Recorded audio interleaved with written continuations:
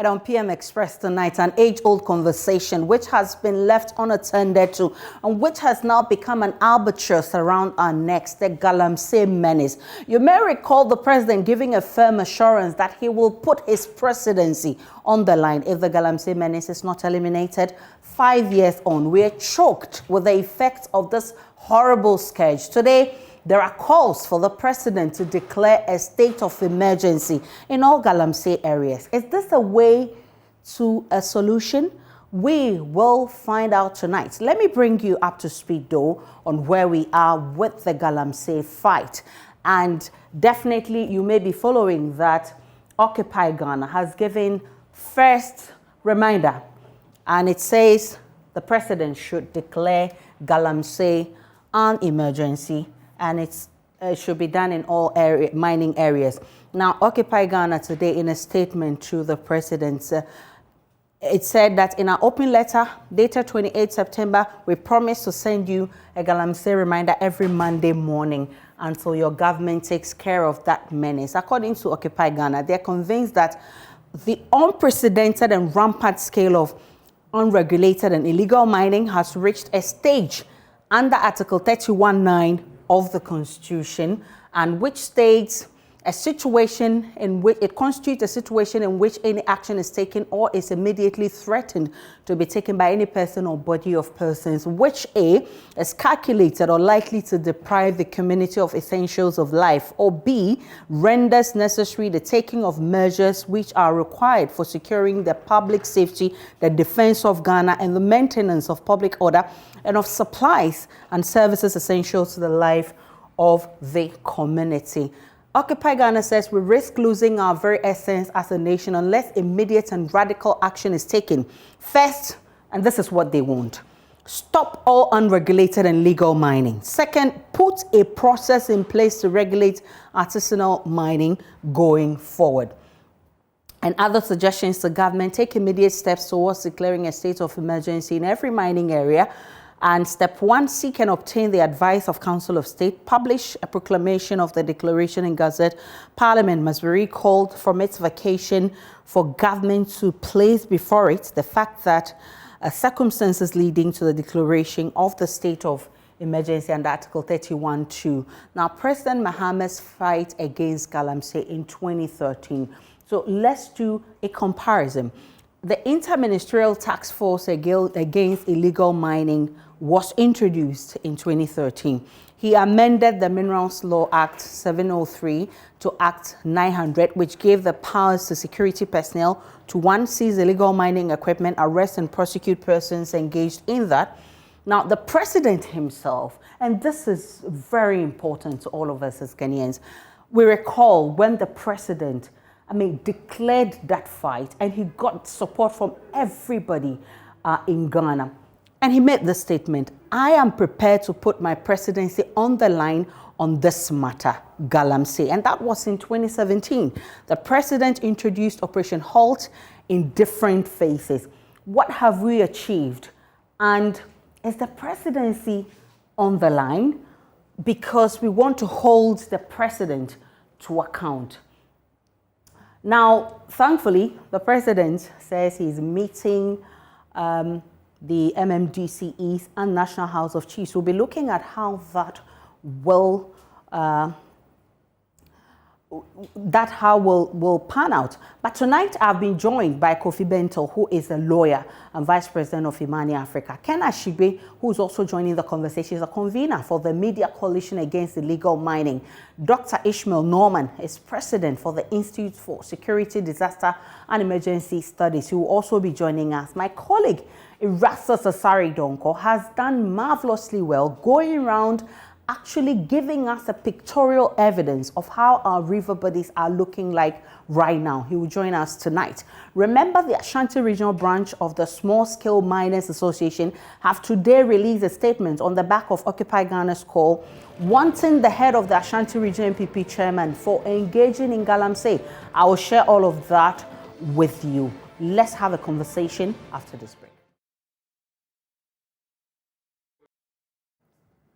Welcome back to PM Express. My name is Ayisha Ibrahim, and thanks so much, gentlemen, for your time. Kofi Bento, Dr. Kenna Shibe, Dr. Ishmael Norman, and Erastus Asari Donkop. But I must say that what you see on my table right now are not just concoctions.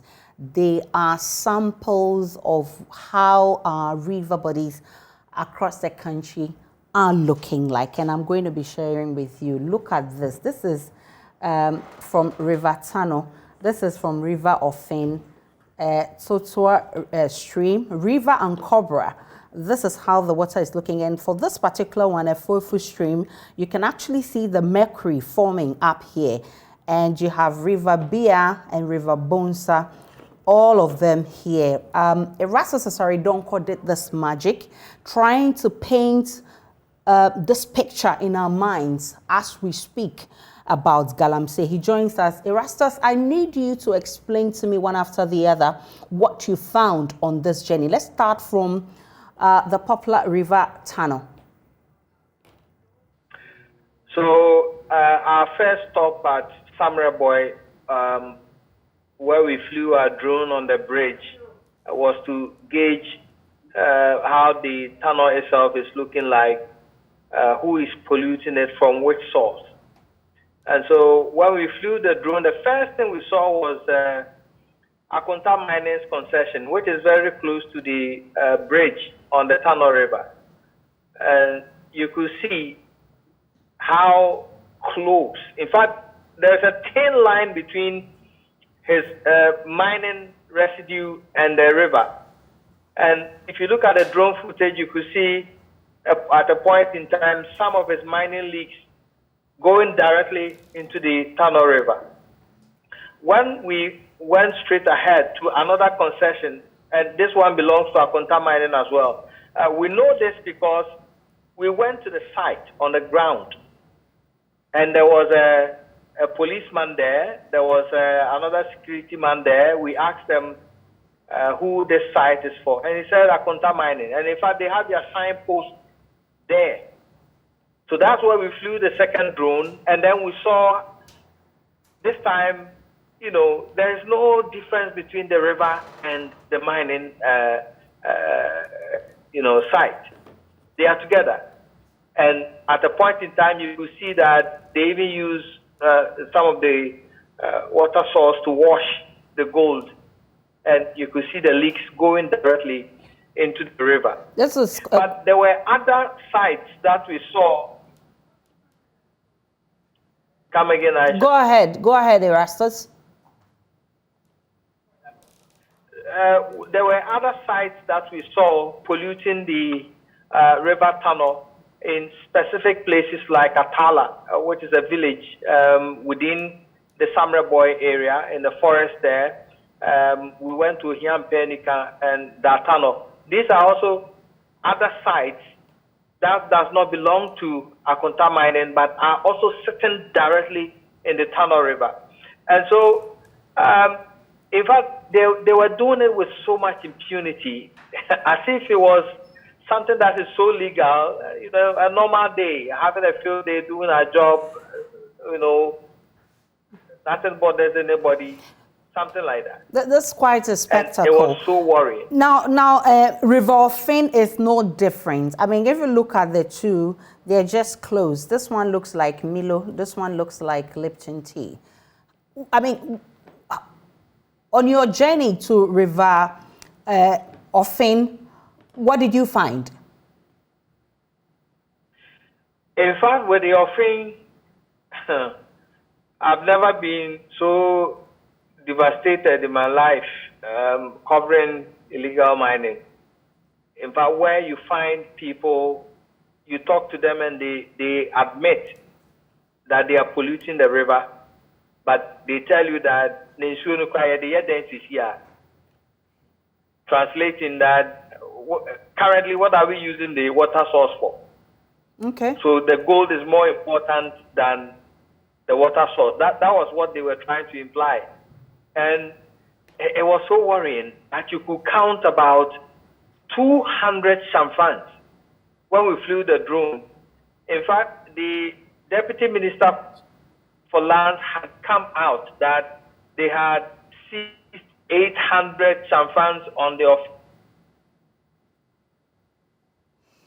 All right. I mean, this is quite pathetic, but that's a River. And I was shocked and fans. Then we shouldn't be seeing. And when you see the drone footage, you could see the chamfans sitting directly on the river. They wash directly into the river. The chemicals and everything goes into the river. And when they see you, they just jump into the river and they swim away.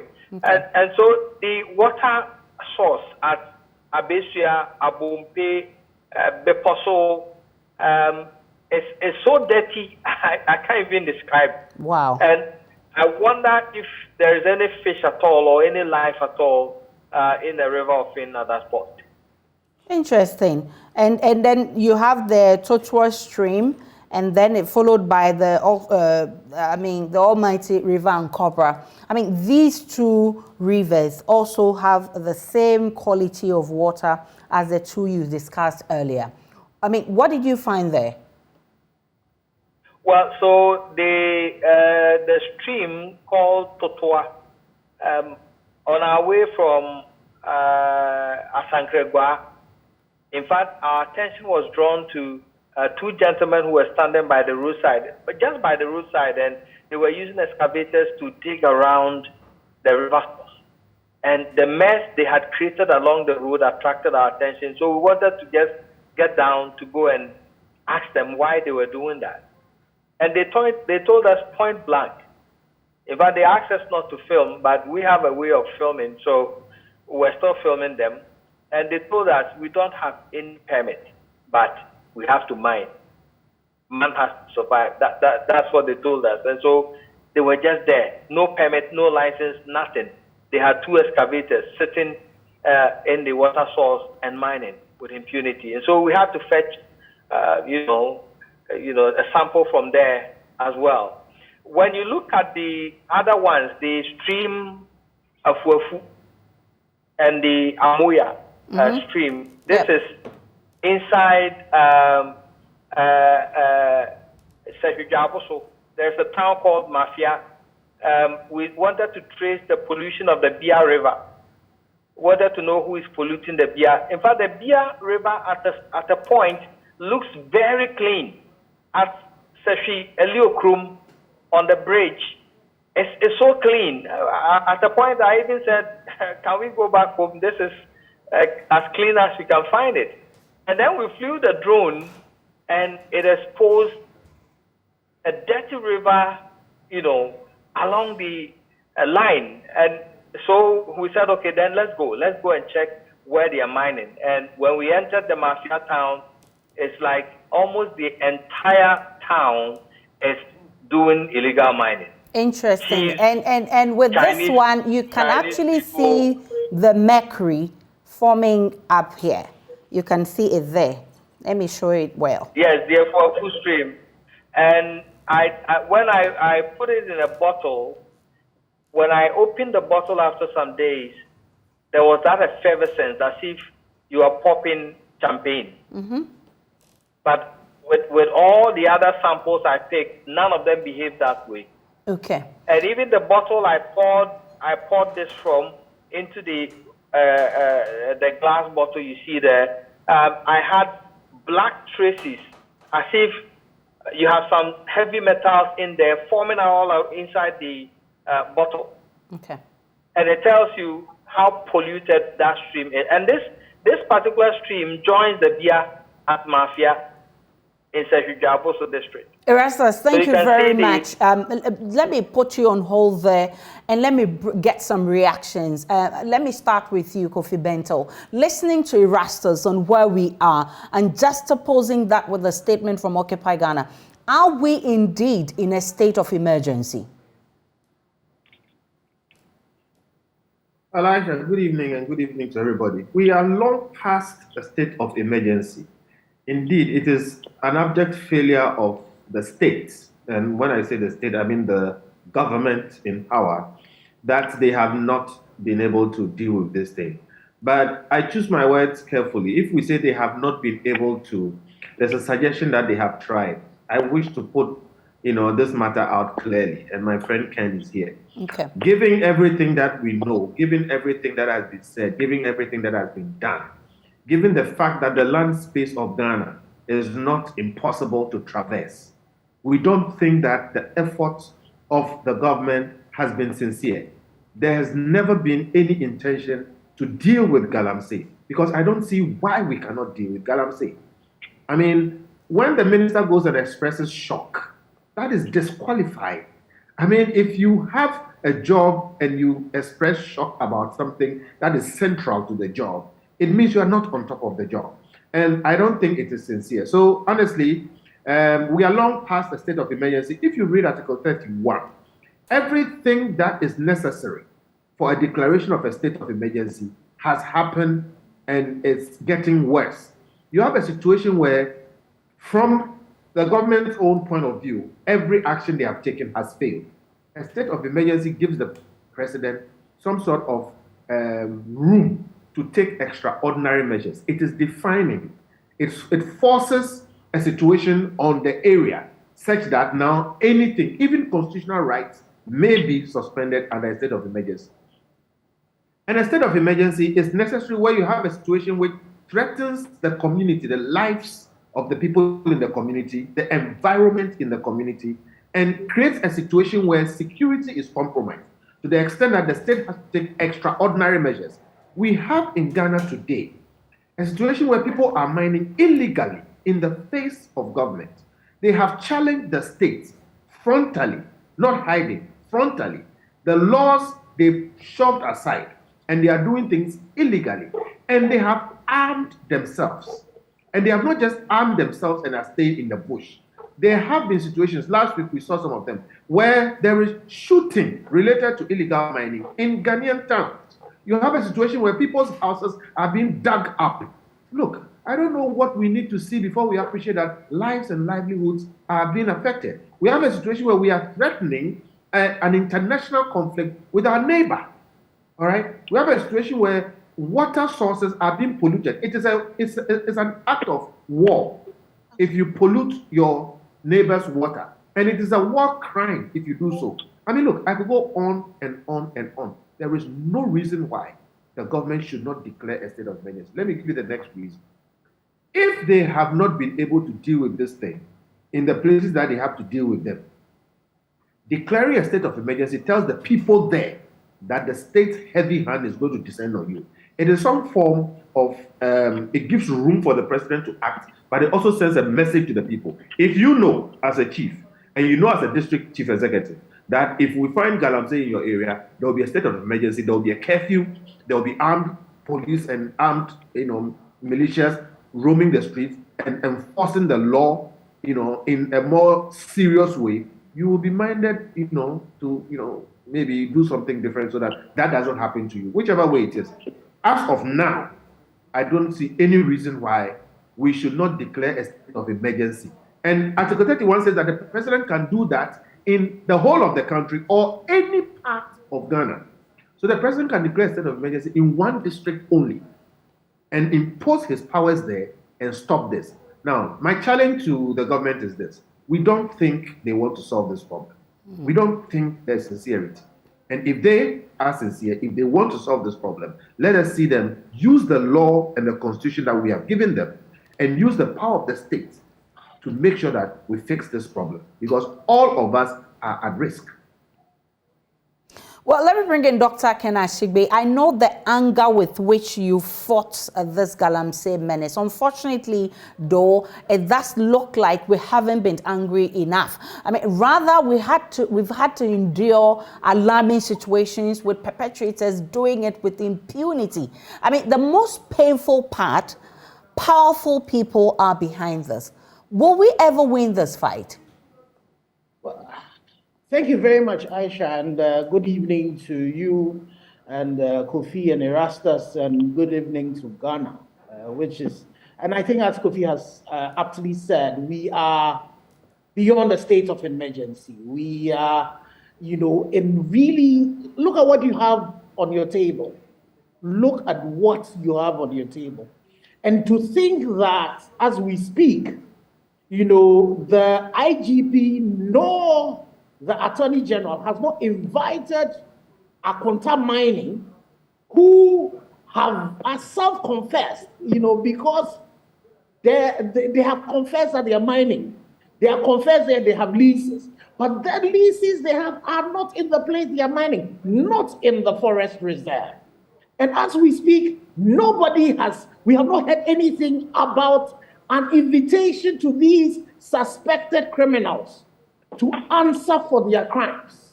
And, Kofi mentioned all the challenges that you're having. Now, kidney diseases in these communities are on the rise. The turbidity of water have gone way beyond what we are supposed to be processed, what we were supposed to be using to process, water for consumption. Our cocoa is under economic warfare.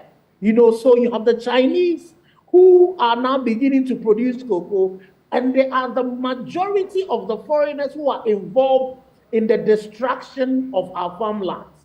But, our leaders are oblivious to it. It is either that they are complicit or they are incompetent. And in both cases, they don't deserve to be where they are. And that's why I agree so much with Otumfo on one hand when he talks about holding the district chief executive accountable. How is it? Why would we not find 2,000 chamfants sitting on the Ofin River when about 50 meters from the Enyinem police station, you see a factory manufacturing these dredges, and nobody, the district police commander, the district police commanders are passing there and they're not seeing it? How is it possible that 12, football fields have been destroyed in the Tana Nimre Forest Reserve? And there's a minerals commission officer in that place. There's a forestry commission person in that particular area. So we really need to wake up and smell the coffee that we are destroying our country. The way at which we're going at this thing, it is almost as if because we could not tame this thing, the force. And so the thing that is happening is that people are seeing people close to power do these things and nothing happens to them. And so no wonder Erastus will see those two people, by the side, and they think that they should, why shouldn't they mind? Because if they are concerned mining, that our checks reveals that one Bernard Echibu is one of the directors. There are two directors. There's another entry, and him are the directors, they are the shareholders, and they are the beneficial owners. The Minister of Lands has come to say they are involved in an illegality, and they have the effrontery to throw some very, papers that tells them to resubmit documents at us and say that is the reason why they ought to be mining. And then the Minerals Commission have come to tell you that they don't have permits, they don't have a lease to mine in the forest reserve. And nobody is arresting these people. What rights would we have to be able to arrest other people? So it is really important for all of us as Ghana to wake up and say to our leaders that you cannot continue doing this thing. And our lives are beyond risk. Because, the challenge is that these heavy metals, they don't decompose. And all our rivers flow into the sea. So even if you say you will not eat river fish, or these rivers flowing into the sea, these things would also go into plankton. The big fishes will eat them. We are at the top of the food chain. It is going to impact on all of us. And then Ghana Water has told us that very soon we will be importing water. Even now that we're not importing water, how many of us are able to afford it? We have the situation where farmers are now carrying pure water, supposedly pure water, to their farms to be able to go and water their crops. And you think that this is sustainable? This is, we have just, all the gains that we made, we have just reversed them because, one, the things that we said we're going to execute, we have not done them. We were supposed to be tracking excavators. We were supposed to be geo-blocking excavators so that these excavators could not go where they should not go to. We have spent money in buying drones. How is it that the minister has to go to the forest before he then expresses shock? If these drones were flying in the air, you definitely would be able to see that these things are happening. And the drones were supposed to be decentralized. So how is that possible? We're supposed to be empowering these mining committees so that in the districts, they are able to well police what is going on. So what is happening? How is it that the DC MC, who is the chairperson of the district mining committee, as well as the district security committee, is oblivious to all these things that are happening? I don't know whether you remember, when Mr. Amewu started this particular fight, the intelligence committee released data on people who were involved in it. So they do. They have it. So how come that the intelligence community are not able to deal with that? Why would they have to take Erastus to be able to expose things that they have more power to be able to see? So I completely agree with Occupy Ghana that we need to be getting to the point where we declare a state of emergency. But the challenge to the president as we speak now is that Akonta Mining, one of its ministers, have declared that they are involved in an illegality. And there is ample evidence, including their trucks in the forest reserve. There's ample evidence of the fact that, that clash that happened at Samaraboy, they were sending equipment into a place, mining equipment, into a place that they don't have licenses for. So what other evidence do you have to say that these are suspected criminals? And then what do? You arrest them, you investigate, and you prosecute them. But unfortunately, we are not seeing that. And if at the very top, somebody that stabs the president in the back, who is part of his party in power, you don't deal with that particular person, what authority, moral authority would you have dealing with all of the other people that we're seeing? And bear in mind, when Erastus tells you that they are mining close to the river body, that is also an illegality, punishable by law again, because there's supposed to be a buffer between where you mine, and the river bodies. And if you are that close to it, that is also another illegality. Why is it that people are not being called to book? So these are the calls that we all should be making, and all of us should now be up in arms and say, this thing has to stop. We are not going to be able to reverse this damage that has been done in you and I, our lifetime, but at least we can stop it. Go and ask the history of the Thames. How long and how much resources it took to restore the Thames back to now what it is that we are in. Go and ask Honorable Frimpong Boateng how much money he said we were going to spend in reclaiming and restoring our lands. And we allow this thing to continue. I want you, Dr. Ishmael Norman, to address for me. There are two issues critical, and that makes it a national security issue. First, illegal miners have access to all manner of arms. Secondly, and just like Dr. Kanashibe hinted, farmers are being forced to give out their farms. Others have had to use the same polluted water to farm, and which poses a risk, because when these produce find themselves on our tables, obviously, this is a national security threat. Yeah. Ayisha.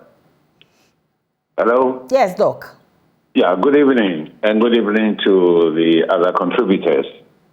I think Occupy Ghana has done well for asking for a state of emergency declaration, but I know the president of Ghana, Nana Akufo-Addo, is not going to do it, because he will have to go to Parliament once in a while for permission to continue to hold the state of emergency, and he will also have to account to Parliament what is happening. That is why COVID-19 was not declared under state of emergency, but some convoluted arrangement which was totally not consistent with our laws. Now, Occupy Ghana can go a step further. Apart from the general security of the country, we're talking about human security here. Occupy Ghana under environmental liability law, and I think even under tort law, Occupy Ghana can bring a lot of lawsuits against all the district assemblies, the DCEs and the district assemblies, where these degradation is going on, because what they have done is not only criminal, but it's also crimes against humanity in the communities where the mining is going on. I believe that they also have to compel the district assemblies, because our president is still ready to do that, use the legal system if the judges don't rule for the government, to compel them to do remediation of the destruction that they have caused. As for the farmers that have lost their livelihood, this government should find money to give them real cash to compensate them and to put them where they would have been if the destruction had not gone on, if the government had not been negligent in allowing this kind of destruction to go on.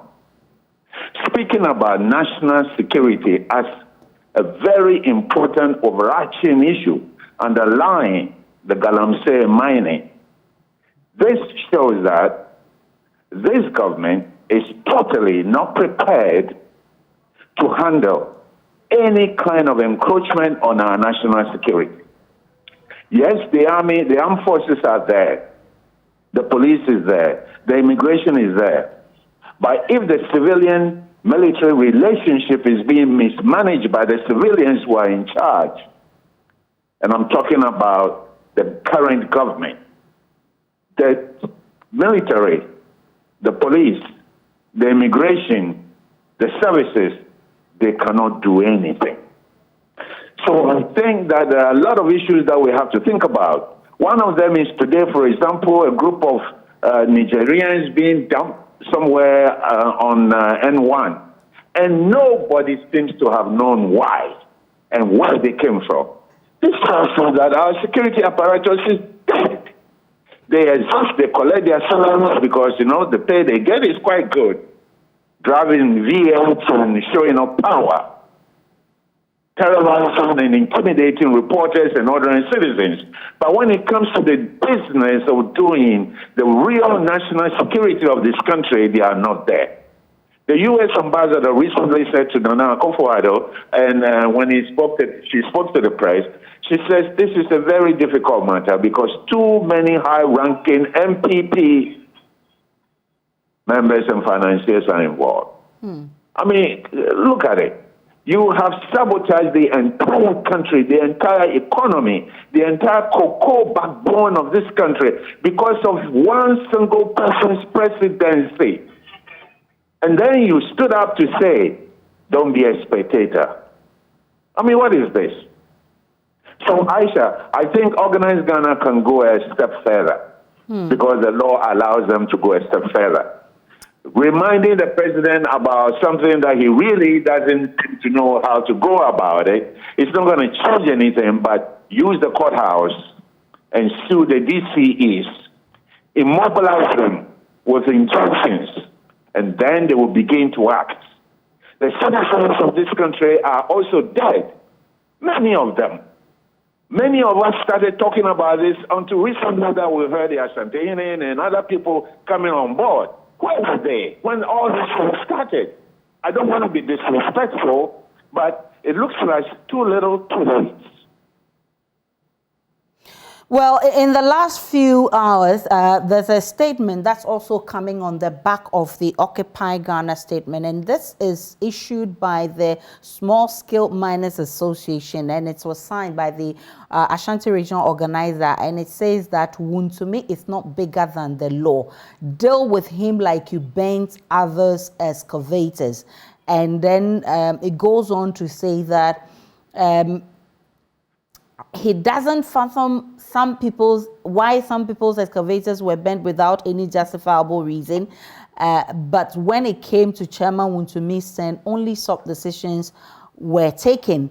And he says he's calling on the minister to bow down his head in shame, apologize to the mining victims who got their excavators bent. And he says the president must be vigilant in the fight of Galamsey. Thankfully, we're also hearing in the last few hours that the president will be meeting the National House of Chiefs. He will also be meeting MMDCEs on the Galamsey menace. Will it make any difference, Kofi? No, it won't make any difference. The National House of Chiefs does not have any real power to deal with this. It is the president that has all the power. So when you have all the power to do what you need to do, and you go around, suggesting that you're either seeking, the assistance of other people who don't have any power, or don't have any real power to deal with the matters, it's just really window dressing. I think he wants to, show some activity. Activity is not necessarily progress. And so, unfortunately, I don't think it's going to yield anything. And I want us also to consider, just hypothetically, let's just think about it this way. There is a proverb that it is more difficult to wake up somebody who is pretending to sleep than somebody who is actually asleep. Okay. Why I'm using this proverb is that what if the people who we expect, as in government and people close to government and chiefs, and people who are opinion leaders and wield power in the communities, what if they, who we are expecting to use the laws available to them to solve this problem, are the people involved in this menace? What if? And this is what some of us citizens have to contend with. You have a situation where, because one person wants to ride a Rolls Royce, he destroys his whole village. Recently, a chief was arrested when videos came out, and I posted that video, that he was digging under people's houses within his village. Okay, so we need to contend with the fact that maybe the people who wield the power with which they can actually solve this problem are actually part of the problem. And there are situations where these things happen. That is why, again, I go to the call by Occupy Ghana to impose the state of emergency, because not doing so when you can do so, and by the way, it is not that difficult to do. Occupy government does not have to do any other thing except make this call and for the rest of us to support it. The president can actually impose it and go to parliament even after the fact, or can go to parliament and request that it be imposed. Now, if he doesn't do it, then he doesn't want to do it because he can do it.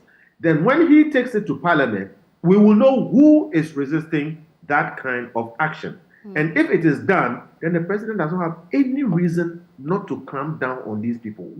How difficult is it? So, Ayisha, it won't make a difference that the president forced the House of Chiefs. I don't know what they bring to the table. Look, we respect our chiefs and everything, but constitutionally, they have very little power. It just turns out that many chiefs are also part of this whole thing. So I don't see what that will do. What the president has to do is use the powers given him under the constitution and show that he actually intends to do this job. The window dressing, we've done years of it. And there's more impunity even now than when we started. Dr. Ashigbe, I mean, we've all witnessed a number of these meetings. It's led to Operation Halt Galamsey, phase 1, phase 2, and all the others. I mean, what should happen after tomorrow's meeting? Well, so I think that the president, for me, the most important one is missing the DCs. The president should be leaving that meeting with DCs who have illegal mining happening in their communities being sacked. That's the first thing that the president should do, because it should be a critical, key performance indicator for any DC to, that you need to ensure that your people are secured. They live in a congenial environment. But if you have DCs, and I'm sure you've heard that video, the audio making the rounds. I don't know him. I don't know this DC, so I don't have evidence, to back that. But somebody should be calling him and asking what is happening, and some investigation should be going into this. So my hope is that going into this meeting, the president should be issuing the Route Act and saying that any DC so we take the various districts, there's mining happening in your community. So you are either resigning or we are sacking you. That is what has to happen. The president should be going into this meeting and saying again, for, a company that we have the Minister of Lands has said is involved in the criminality, the president should be going into that meeting demonstrating to these DCs that you should not be afraid of anybody. It doesn't matter whose ass is God. This man, you were going to get the IGP to cause his arrest. All of them, the Akonta Mining, all the executives who are involved in it, and the board of directors and the shareholders who have vicarious responsibility towards the activities of their companies. He needs to demonstrate to these DCs that I'm able to deal with these alter egos, so far as their companies are concerned. So then you are empowered as DCs, leaving this meeting that it does not matter who is involved, you can deal with the person, and there will be no repercussions for it. But if the president does not do that and ensure that these very connected people, from Aisha to the pastor who was arrested in Elembele, trying to mine gold in a kaolin mine, and all the people who are involved, if we are not able to show that we are dealing with them, then these DCs would be incapacitated. And then you also are not doing anything with them. So we now have to get to the point where action ought to be taken, because we are gone past a state of emergency. We've now are at the point of a crisis, beyond a crisis. And so we need to be taking crisis measures to ensure that, we are able to stop the rot, because that's what ought to happen. And it has to be done very, very transparently. The minister has stated a few things that are going to happen. We should be asking ourselves that the military who went into the Nimre forest today, what did they see? How come it is that in some places when they are not able to immobilize equipment, they burn them, but in that particular state, they have not burned them, and they have allowed Akonta Mining to move equipment from that forest reserve? How come that has happened? How is that happening? And we know the ministers who have gone, the deputy ministers who went into those forests. They should bear in mind that the people in the communities are alive and they see the things that are happening. In the Western region, for example, there was a situation in the Empoho district that had to take the minister of the regional minister to go there to go and deal with the issues. Where is the MCE for that particular community? So currently we've gotten to the point where we need to be walking the talk. It is not for lack of the laws. It's not for the lack of the policies and all of that. We have all of that. And the time has come for us to actually say that enough is enough. And the president who has put his presidency on the line should tell those who are stabbing him in the back that you are not going to be protected, no matter who you are. If it's Kenneth, you ought to be punished.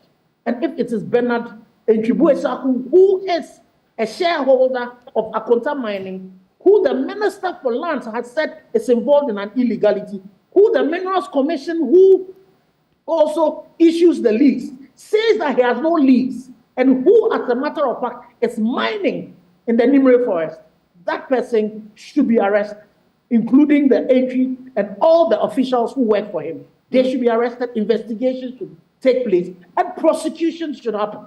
We need to also see that all people who are involved in it, we are prosecuting them.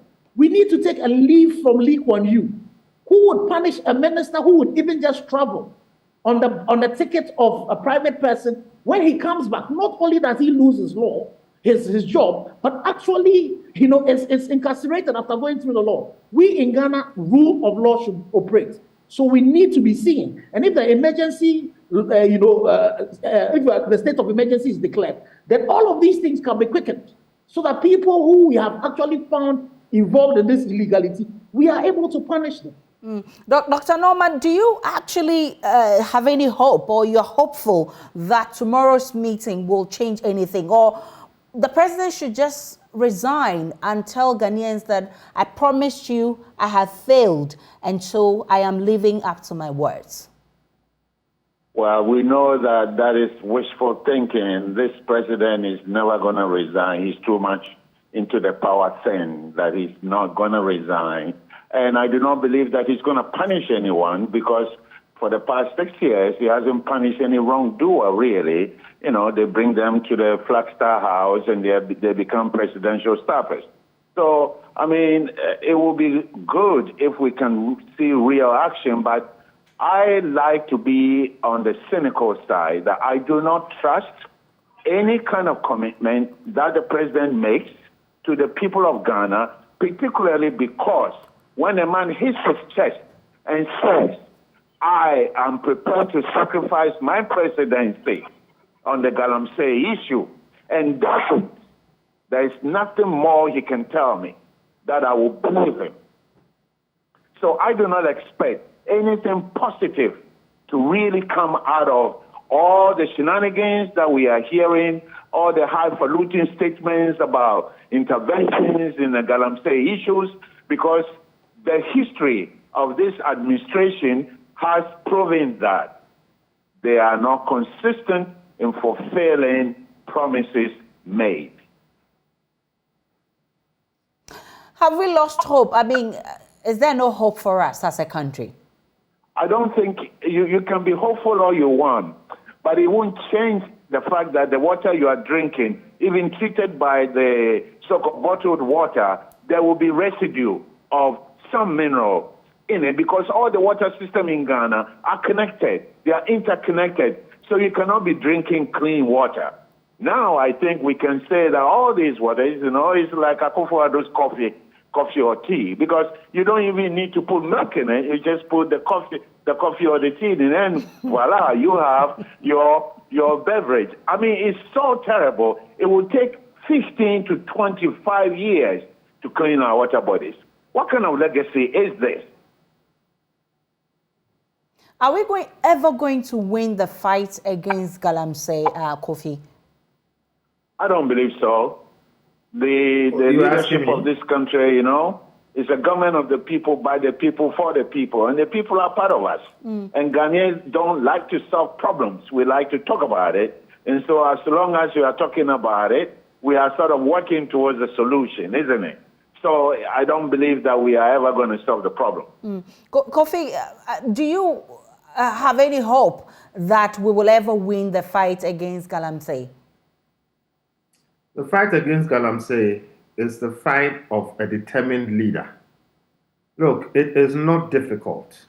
If I were president, I would cause the Ghana Air Force to fly over the land space of Ghana once at least every 2 weeks.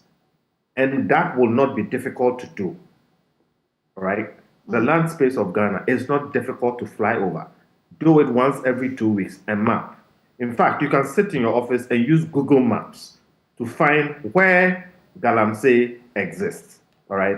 If I were president, I would make a simple rule. And I said this thing when they launched the presidential task force or so, and then they bought those drones or things. I think I said it on Newsfile. You can pick the record and check. That the drones were not going to do anything, and that the presidential task force was going to become a problem by itself. Later on, we found out people sitting in that task force were enabling Galamsey. My point is that a lot of the window dressing is just superficial. And the recommendation I made then was that simply make a rule that if Galamsey is found in anybody's region, the regional minister loses his job, the district chief executive loses his job. Ken has been repeating that. And I said that until I see that, I will never be confident that the government wants to solve the problem. If I were president, that's what I would do. And honestly, why is that difficult? If I find Galamsey in your place, we keep sacking people until somebody comes who deals with it. And then impose a state of emergency on any district where Galamsey is found. Why is that difficult? The president can do that tomorrow. Tomorrow. So why is that difficult? All right? And look, when the Americans had a problem with the mafia, and I'm using this example because people thought it was impossible to cure the mafia crime situation. They had come from Italy, they were sophisticated. They passed RICO laws. RICO laws allow the government to trace not just the people they find doing the things, but to trace who gave them the orders and who owns those things. In Ghana, we don't even need to pass RICO laws. We have beneficial ownership laws. We know who owns Apunta mining. So I would just enforce things like that. Now, the failure to enforce them is not a problem of lack of laws or lack of authority. It's just people not doing their work. So if you ask me whether I think this can be solved, it can simply be solved if we have determined leaders who want to solve it. So I'm saying let us input into our mix, okay, the analysis of all these things, the thought that maybe the people who we are trusting to solve the problem are the ones creating the problem. I'm grateful for your time, gentlemen. We're hoping that tomorrow's meeting will make a difference. And as all of you have said, we've seen a number of those meetings. So tomorrow's meeting is not any big surprise for us. But let's hope that the president himself will surprise us with this meeting. But as you go to bed, I want you to think about this. This is how your river bodies are looking this one like Milo tea, this one like Lipton, and very soon we may be importing water. My name is Ayisha Ibrahim. Many thanks, gentlemen, for your time. Enjoy the rest of our programs.